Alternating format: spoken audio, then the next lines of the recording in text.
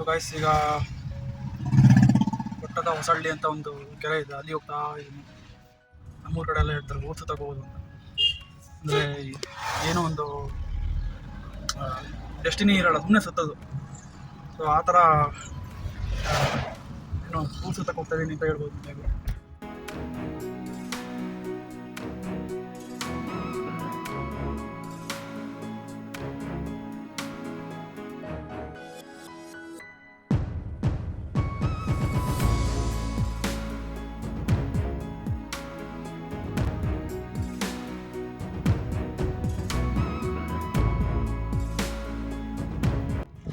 So guys, ಇದೇ ಒಡ್ಡದಹಳ್ಳಿ lake.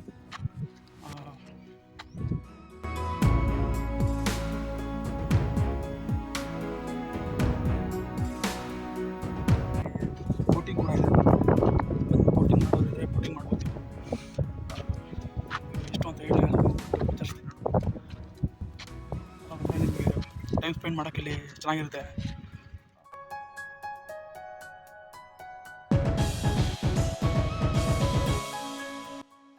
So guys, ಈಗ ಒಟ್ಟದ Hosalli lake ಕೆರೆಯಿಂದ Manchanahalli lake ಅಂತ ಒಂದಿದೆ. ಎಲ್ಲ ಕೆರೆನೇ ಪ್ಲ್ಯಾನ್ ಮಾಡ್ಕೊಂಡಿದ್ದೀನಿ ಆಲ್ಮೋಸ್ಟ್. ಸೊ ಮಂಚನಹಳ್ಳಿ ಲೇಕಿಗೆ ಹೋಗ್ತಾ ಇದ್ದೀನಿ. ಇಲ್ಲಿಂದ ಸುಮಾರು ಒಂದು 23 ಕಿಲೋಮೀಟರ್ ಆಗುತ್ತೆ.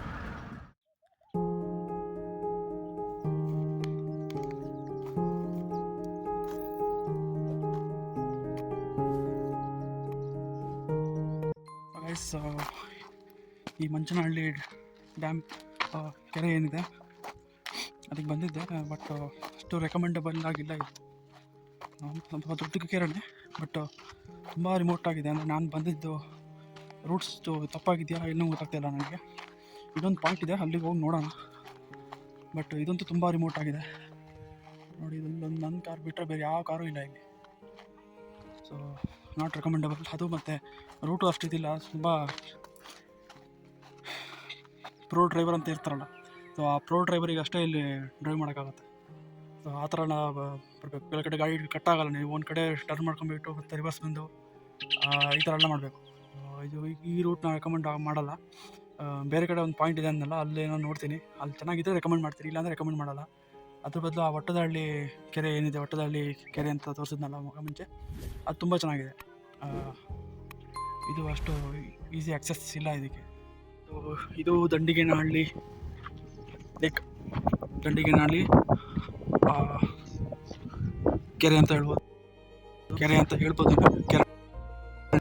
ಒಂದಷ್ಟು ದೊಡ್ಡಕ್ಕಿದೆ ಇದು. ರೋಡ್ ಅಂದರೆ ಅದೇ ನೀವು ಗೂಗಲ್ ಮ್ಯಾಪ್ ನಂಬ್ಕೊಂಡು ಬರಬೇಕು.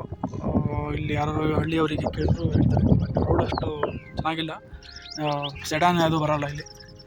SUV ಆದರೆ ಬರ್ಬೋದು. ಇಲ್ಲಿ ಮೇಲ್ಗಡೆ ಅಲ್ಲಿ ಪಾರ್ಕ್ ಮಾಡ್ಬೋದು. ನಾನು ಪಾರ್ಕ್ ಮಾಡಿದ್ದೀನಲ್ಲ, ಸೊ ಅಲ್ಲಿ ಪಾರ್ಕ್ ಮಾಡಿ ಆ ಕಡೆ ಬರ್ಬೋದು. ಅದು ರಿಸರ್ವ್ ಫಾರೆಸ್ಟು ಇದ್ದಂಗಿದೆ ನನಗೆ. ಶೆಟ್ಟಿಹಳ್ಳಿ ರಿಸರ್ವ್ ಫಾರೆಸ್ಟಿಗೆ ಹೋಗಿರೋ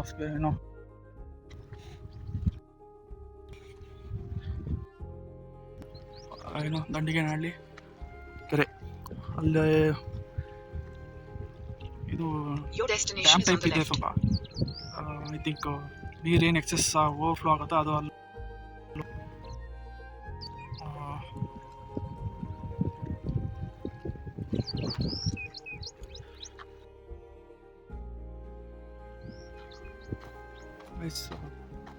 ಇದು ಇಲ್ಲೇನಾದರೂ ಬಂದರೆ ಫ್ಯಾಮಿಲಿ ಬರ್ಬೋದು. ಸ್ವಲ್ಪ ರಿಮೋಟ್ ಆಗಿದೆ, ಅಂದರೆ ನಿರ್ಜನ ಪ್ರದೇಶ ಅಂತ ಹೇಳ್ಬೋದು ಇದನ್ನು. ಅದು ಬಿಟ್ಟರೆ ಬೆಳಗ್ಗೆ ಹೊತ್ತು ಇಲ್ಲ ಸಂಜೆ ಹೊತ್ತು ಬರೋಕ್ಕೆ ನಾನು ರೆಕಮೆಂಡ್ ಮಾಡ್ತೀನಿ. ಚೆನ್ನಾಗಿದೆ.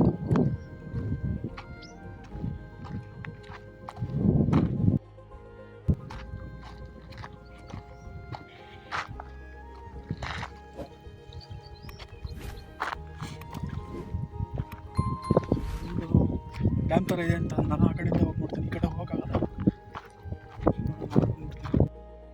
ಚೆನ್ನಾಗಿ ಮಾಡಿದ್ದಾರೆ, ಅಂದರೆ ಟೂರಿಸಮ್ ಪರ್ಪಸ್ಸಿಗೆ ಮಾಡಿದ್ದಾರೆ. ಅಲ್ಲೆಲ್ಲ ಒಂದು ಕಡೆ ಬಂದಿದ್ರು, ಬಟ್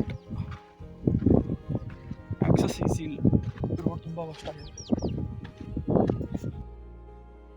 ಸೊ ಗೈಸ್, ನಾನು ಹೇಳಿದ್ನಲ್ಲ ಹಾಗೇ ಇದೆ ನೋಡಿ. ಇಲ್ಲಿ ನೀರು ಓವರ್ಫ್ಲೋ ಆಗಿ ಏನಾದ್ರು ಎಕ್ಸಸ್ ಆದರೆ ಇದರಿಂದ ಡ್ಯಾಮ್ ಥರ ಹೋಗುತ್ತೆ, ಇದು ಹರ್ಗೋಗ್ಬಿಟ್ಟು ಹಿಂಗೆ ಹೋಗುತ್ತೆ. ಒಂಥರ ಚೆಕ್ ಡ್ಯಾಮ್ ಟೈಪ್ ಮಾಡಿದ್ದಾರೆ ಇಲ್ಲಿ. ತುಂಬ ಸಣ್ಣದು, ಬಟ್ ಡೀಪ್ ಕೂಡ ಇದೆ ತುಂಬ.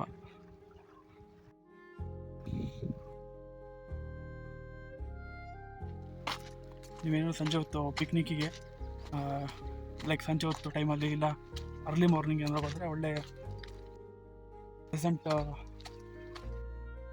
ಜೊತೆ ಇಲ್ಲ ನೀವು ಟೈಮ್ ಸ್ಪೆಂಡ್ ಮಾಡಿ ಹೋಗ್ಬೋದು. ಇಲ್ಲಿ ನೀರು ಚೆನ್ನಾಗಿರೋದಕ್ಕಾಗಿ ಎಲ್ಲ ಈ ಕಡೆ ನಾನು ಅಬ್ಸರ್ವ್ ಮಾಡ್ತೀನಿ. ಇದು ಎಲ್ಲ ಅಡಿಕೆ ಮರ ಬೆಳೆದಿದ್ದಾರೆ.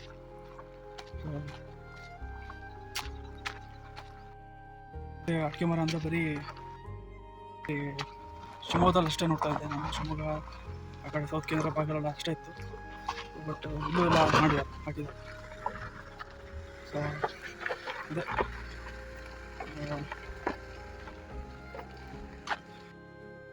ಅದೇ ಏನು ಹೇಳ್ತಾ ಇದ್ದೆ ಅಂದರೆ, ಮುಂಚೆ ಈ ಅಡಿಕೆ ಅನ್ನೋದು ಹೇಗಾಗಿತ್ತು ಅಂದರೆ ಜಸ್ಟ್ ಸೌತ್ ಕೇಂದ್ರ, ಇಲ್ಲ ಅಂದರೆ ಸೌತ್ ಕೇಂದ್ರ in the sense so Puttur, Kasaragod ಈ ಬೆಲ್ಟಿಂದ ಸ್ಟಾರ್ಟ್ ಆಗಿ ಕುಂದಾಪುರದಲ್ಲೂ ಮಾಡಿದ್ದಾರೆ.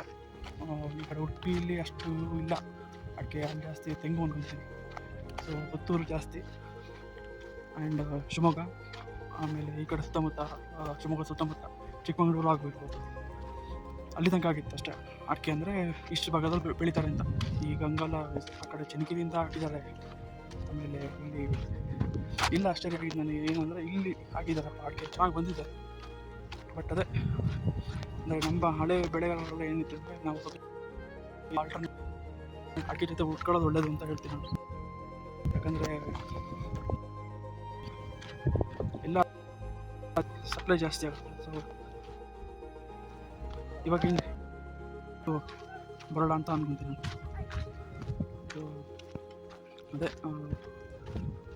ಎಲ್ಲ ಕಡೆನೂ ಅಡಿಕೆ ರೇಟ್ ಇದೆ ಅಂತ ಹೇಳ್ಬಿಟ್ಟು ಎಲ್ಲ ಕಡೆ ಆಗ್ತಾಯಿದ್ದಾರೆ. ಅದನ್ನೇ ಯೋಚನೆ ಮಾಡ್ತಾ ಇದ್ದೆ ಬರ್ತಾ ಡ್ರೈವ್ ಮಾಡ್ತಾ ಬರೋ ಟೈಮಲ್ಲಿ. ಅಲ್ಲೊಂದು ಬೀಚ್ ಟೈಪ್ ಇದೆ, ಅಲ್ಲೊಂದು ವ್ಯೂ ಒಂದು ತೆಕ್ಕೊಂಬಿಟ್ಟು ಹೋಗ್ಬಿಡೋಣ, ಶಾರ್ಟ್ ತೆಕ್ಕೊಂಬಿಟ್ಟು.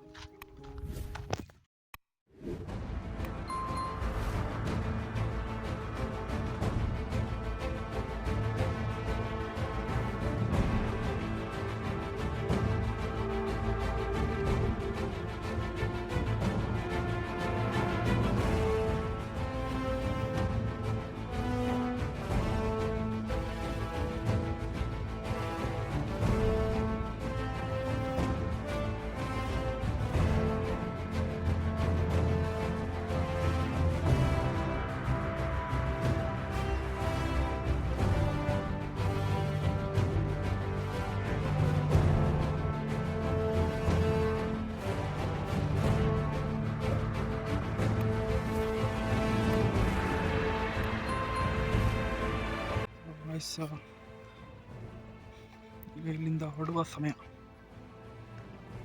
ಇದು ಏನು ವ್ಯೂ ಪಾಯಿಂಟ್ ಬ್ರಿಡ್ಜ್ ಇದೆ, ಇಲ್ಲಿ ಸ್ವಲ್ಪ ಹುಷಾರಾಗಿ ಬರಬೇಕು. ಅಂದರೆ ಇದು ಕಬ್ಬಣ ಗಟ್ಟಿ ಇದೆ ಅನ್ಕೊತೀನಿ, ಬಟ್ ಆದರೂ ನಮ್ಮ ಸೇಫ್ಟಿ ನಾವಿರಬೇಕು. ಸೊ ಮಧ್ಯೆ ಒಂದು ರಾಡ್ ಹಾಕಿದ್ದಾರೆ, ಆ ರಾಡ್ ಮೇಲೆ ಕಾಲಿಟ್ಕೊಂತ ಬರ್ತಾಯಿದ್ವಿ.